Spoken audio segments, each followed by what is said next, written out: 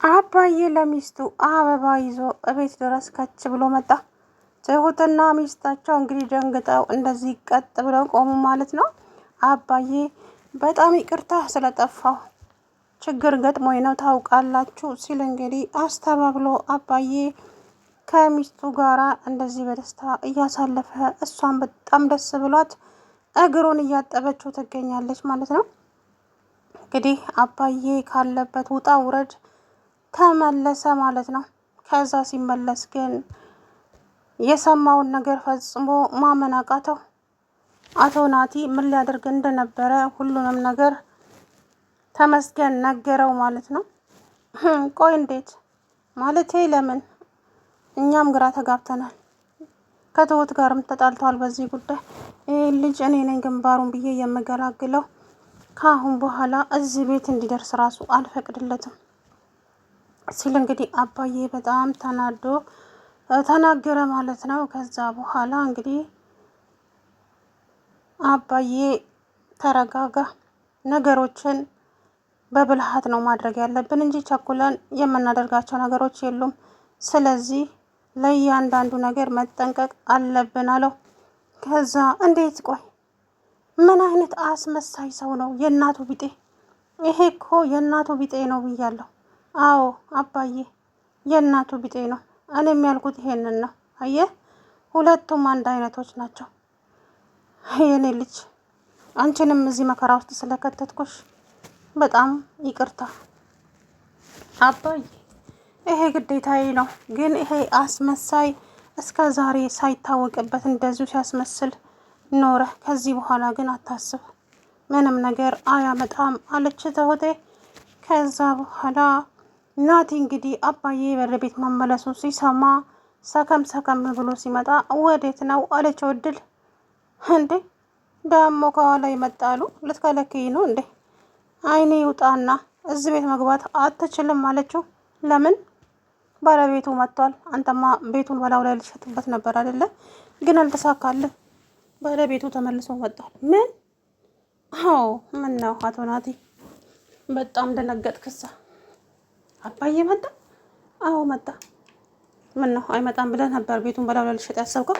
አንቺ ልጅ አፍሽን ዝጊ፣ እንዳታሳስችኝ ነግሬሻለሁ፣ በኋላ ችግር እንዳይፈጠር አላት። ምንም አይነት ችግር አይፈጠርም አቶ ናቲ። አንተ እኔ በጣም ብዙ ሰዎችን አይቻለሁ፣ ግን እንዳንተ አይነት አስመሳይ ሰው አይቼ አላቅም በህይወቴ። እውነት ይሄ ሰውዬ ግን ምን አድርጎ ነው? ምን አገባሽ? ይመለከትሻል፣ ነግሬሻለሁ፣ የእሱን ንዴት አንቺ ላይ እንዳልወጣ እያለ ልጅቷን ሲያበሻቅጣት ማለት ነው። እሷም ደግሞ እንግዲህ የምትፈራ ሰው አይደለችም። ከዚህ በኋላማ ተነቃብህ እኮ፣ አይንህን ይዘን ከዚህ ቤት ውስጥ መጥፋት ብቻ ነው ያለህ አማራጭ አለችው። አፍሽን ዝግ ያልኩሽ እኮ ብሎ ከሷ ጋር ሲጫጫው፣ አንተ ራስህ አፍህን ዝጋ። ደግሞ አታፍርም እንዴ? እኔ ብሆን እንደው አይኔና ሽቼ እዚህ ቤት ተመልሼ አልመጣም ነበር፣ ግን አንተ አታፍርም? ስራህ እንኳ አያሳፍርህም አለችው። ትሁት እባክሽ ልትረጅኝ ሞክሪ። ምን እንደምረዳ ማጭበርበርህን፣ ማታለልህን፣ ማስመሰልህን። ቆይ ለምን ይሄ ሊሆን አስፈለገ? ቆይ እንዴት? ከዛ በኋላ በጣም ነበረ የተናደደችው ትሁት። ከዚህ በኋላ ግን ነገሩ አብቅቷል። ትሰማለህ ናቲ? እዚህ ቤት ውስጥ ሁለተኛ ድርሽ እንድትል አባዬ ራሱ አይፈቅድልም። ታይዋ አልመጣም። ግን ደግሞ አትርሺ፣ እኔ ሚስትሽ ነኝ፣ ማነው ባልሽ ነኝ። እውነት ጠንቅር ብለህ ትቀራለህ። እንደዚህ እያስመሰልክ እንኳንም ጭንብልህ በጊዜ ተገለጠ። እኔማ ጥሩ አፍቃሪ ያለኝ ብዬ ነበረ ተመስገንን ስገፋው እየኖርኩት።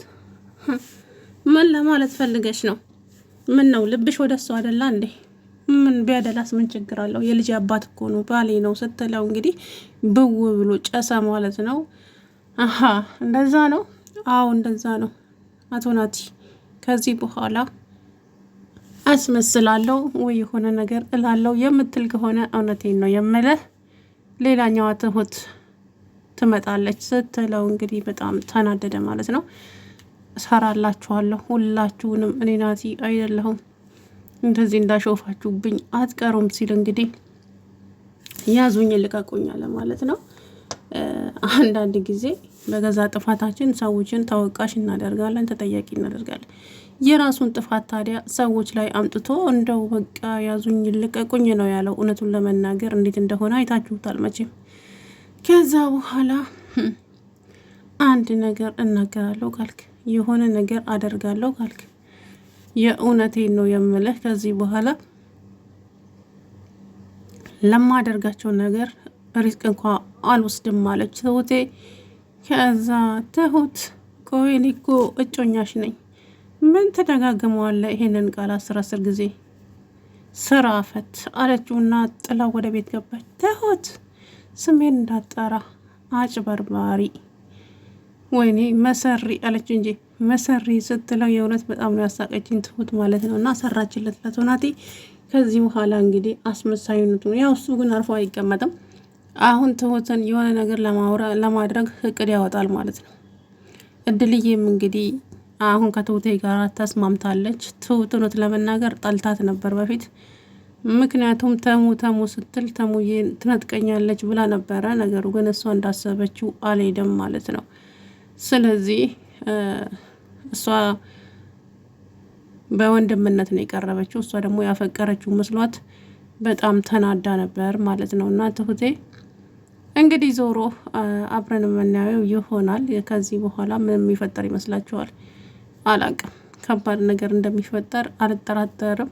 ምክንያቱም ናቲ አሁን እልህ ውስጥ ይገባል፣ ከባድ ችግር ይፈጥራል ማለት ነው። ዞሮ አባዬ ግን ወደ ቤት ከመጣ ነገሮች ሁሉ ይቀየራሉ ብዬ ተስፋ አደርጋለሁ። አለበለዛ ግን ነገሩ በሙሉ ይበለሻሻል። እንግዲህ ናቲ የሚባል ሰው አላቅም ምን እንዳሰበ፣ አባዬን ምን ማድረግ እንደፈለገ ምንም ሊገባኝ ያልቻለ ነገር ቢኖር እሱ ነው። እና እኔ እንጃ የሰው ልጅ በዚህ ደረጃ ክፋት፣ የናቲ ደግሞ በዛ እኮ ጨርሶ። አምላኬ ትዕግስቱን ስጠኝ። እንዴት እኮ በቃ አይኖ ያስታውቃል። የክፋት የጥላቻ ብቻ ምን ልበላችሁ በጣም ነው እንትን የሚለው ማለት ነው። እና ለምን ይሄን ያክል ያስፈልጋል እውነት? ስለዚህ ከዚህ በኋላ ደግሞ እንግዲህ ማድረግ ያለባትን የምታደርገው ትሁትና ትሁት ብቻ ናቸው። ይሄ ሰውዬ ጭምብሎ መገፈፍ አለበት፣ አለበለዛ ከባድ ችግር ነው የሚፈጠረው። ለምን እሱ እንደዚሁ ከቀጠለ አባዬንም የሆነ ነገር ማድረጉ የማይቀር ነው። እና ይሄ ነገር እሳቤ ውስጥ ገብቶ ናቲ ተብዬውን ከዛ ቤት ውስጥ መንቅሮ ማስወጣት አለቀ። እንዴ ጉድ እኮ ነው።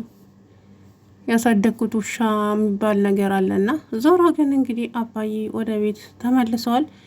ናቲ ተብዬውም እንግዲህ ዋጋውን ያገኛል ብዬ ተስፋ አደርጋለሁ ማለት ነው። ያው እንደዚሁ እያስመሰለ መቀጠል አይችልም።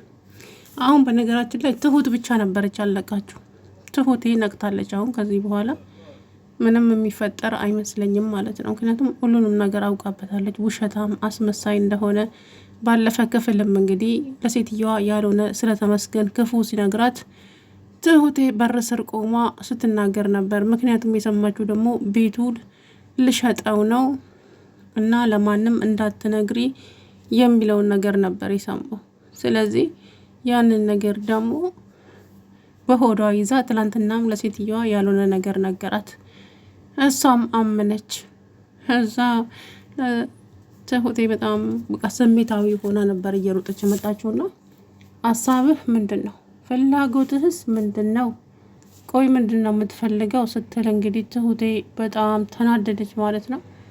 ከዛ በኋላ ምን እፈልጋለሁ ብለሽ ነው? እኔ ምንም የምፈልገው ነገር አለ? አንተ ልጠይቀህ እንጂ ምንም ሀሳብህ ራሱ ሊገባኝ አልቻለም።